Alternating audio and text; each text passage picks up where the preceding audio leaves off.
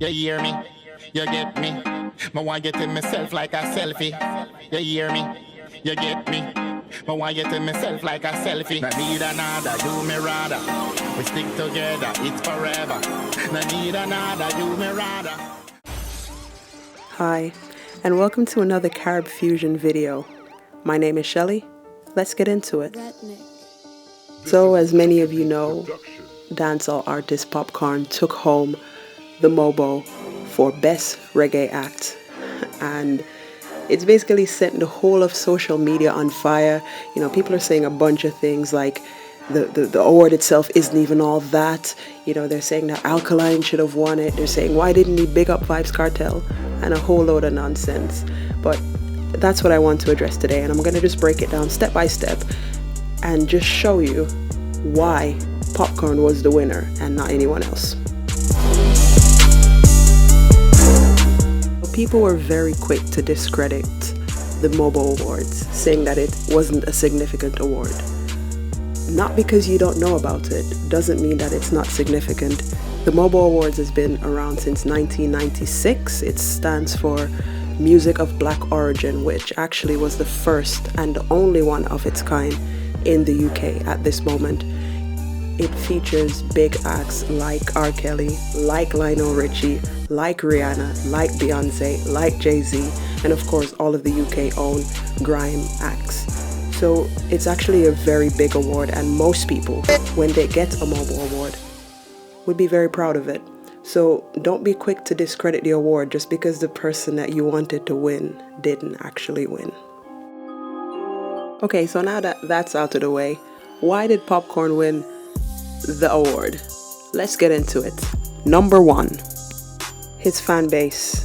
Popcaan has one of the most unique fan base for a dancehall artist in the UK. He has the hipsters unlocked. He has, the grime youth unlocked. He has them, and he has the people who goes to the parties. So you won't necessarily find him with a group of people that are just into the underground dancehall movement in the UK. Actually, his fans, from what I'm getting to understand, are not just Jamaican people or people of just Jamaican heritage. He has people from all over the UK saying Popcaan. And some of that is largely due to, obviously, the songs that he sings. You know, Popcaan does mostly party songs. I would say probably about 80% of what he does is party songs. So you don't necessarily have to understand what he's saying. He has a good flow, a good vibe, a good beat, and people respond to it. So he has those people. Further to that as well, in my last video I spoke about the Red Bull culture clash, which, Popcaan basically, I mean there's a bunch of other people there, including Spice and Cranium and Tony Matterhorn, but actually it was his dub from Drake that actually made Team Mixpac / Jamaica win. People remember that, and in the audience there was over 20,000 people in that audience, most of them not from Jamaican heritage, and they understood and they were following along with him. So I think that from that point of view, he gained grounds. He had more people cheering for him, and I think it really kind of let people understand him more as well. Number two, as I mentioned before in the first one, Popcaan songs are mainly party songs. So it's not unusual to go to a club, any club, and I'm not talking about a hip-hop club, any club, and hear a Popcaan song playing in the background. Even one of his songs, like a particular one, Party Shot, that song is still very, very relevant in the UK right now. And that's just to show you, if you were to size him up with an Alkaline, for instance, Alkaline does not have a party song, not one. So how are you going to be in a club? And the people in the clubs are the ones downloading your music, the ones who are familiar with you. So that's one way that he has the edge over Alkaline at this moment in time. His catalogue is vast. Number three, networking. Popcaan networks very well with the grime acts here in the UK. And obviously many people know that, there's kind of an alliance now between Popcaan and Drake. What most people don't know is that Drake actually signed with the biggest grime act in the UK, Boy Better Know, which is like a conglomerate of, you know, all the UK artists together. So Drake didn't sign them, they signed Drake. Get it right. He is under their label. And Popcaan, obviously with the affiliation with Drake, the same people that he's signing with is the same people that Popcaan has associations with. They're shouting him out all the time. People are getting to know Popcaan because of the networks that he's making. So even though he hasn't performed here or in the UK for, you know, a few years prior to the culture clash, people are still talking about Popcaan and they will know about Popcaan. So again, the edge that he has over Alkaline, for instance, again, it's kind of night and day. There is no real alliance with Alkaline and anyone. So while yes, Alkaline is doing very good music, and I mean, from a point of view of lyrically, I think Alkaline does have the edge. He has better lyrical content, he has better flow, but Popcaan capitalizes with his personality, and people are drawn to him because he's a little bit crazy. I mean, let's be honest, the guy, you know, he's a joker, but people respond to that because you can see his personality. So that's one thing to take into consideration when you think about Popcaan and why he would win a very prestigious British award, is because he actually has a very huge presence in the UK. Number 4, his public appeal. Popcaan is one of the few Jamaican artists, even though that is changing now, that could really go anywhere without having problems with the police, worrying about their shows being postponed or shut down. When Alkaline came to the UK in June, actually, I don't know if many people know this, but a few of his shows were actually cancelled or postponed. And the reason given was that the police had fears over violence breaking out because of his show and because of the contents of his lyrics, and they were very responsive to that. And of course, it made him stay in the UK longer because then he had to redo the shows at different times. But that's a fear that they had with Alkaline. With Popcaan, is not the case. And I mean, I know that the show itself, the MOBO, it's all public voting, but if it wasn't, my suspicion would be that they would more likely to give it to an artist who has a clean record, like Popcaan for instance, over Alkaline, because they're afraid of his lyrics. And that's the difference between Alkaline and Popcaan.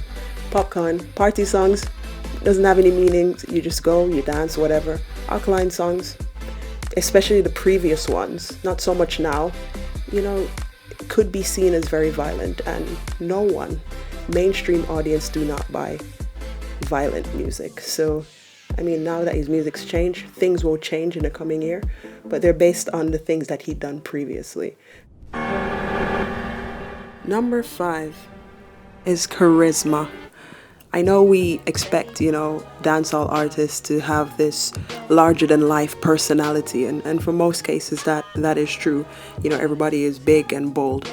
Not so much Alkaline. He is very much sort of a, not to say this in a negative way, but a recluse.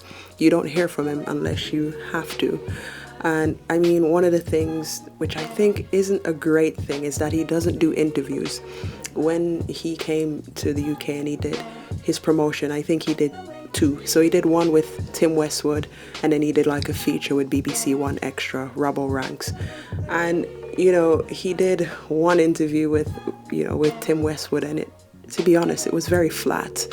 You know, people were expecting, people stayed up to listen to his interview, and most people kind of went away saying, well, nothing special, because he doesn't even sound enthusiastic, and you lose people within that 5 minute if, and we're not saying that he should be something he's not, but what we are saying is this is your art, this is your life work, and you're just kind of just answering the question kind of willy-nilly, and I think that hurt him a lot.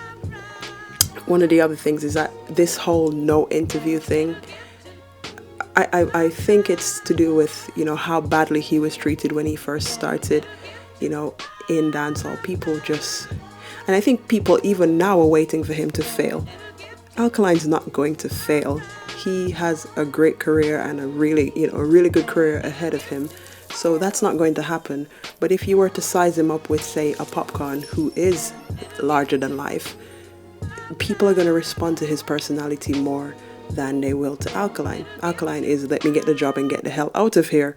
Popcaan will run a few jokes, do the same job and leave, but leave with people having something positive to say. So yes, controversy will bring about conversation, but actually positive talk will also bring about conversation and people buying your CDs and people going to see you as well.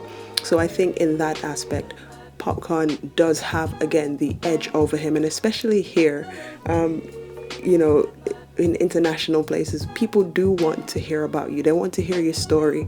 And with Alkaline, we don't really know his story. No one knows anything about him except he does really, really good music.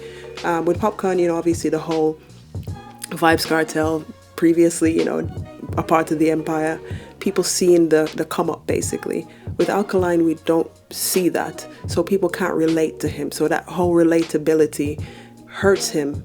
So if they were to choose somebody, they'll be like, well, yeah, Popcaan, you know, it's not even so much saying about running dancehall, but people will see Popcaan and say, oh yeah, seems like a nice guy. Let's vote for him.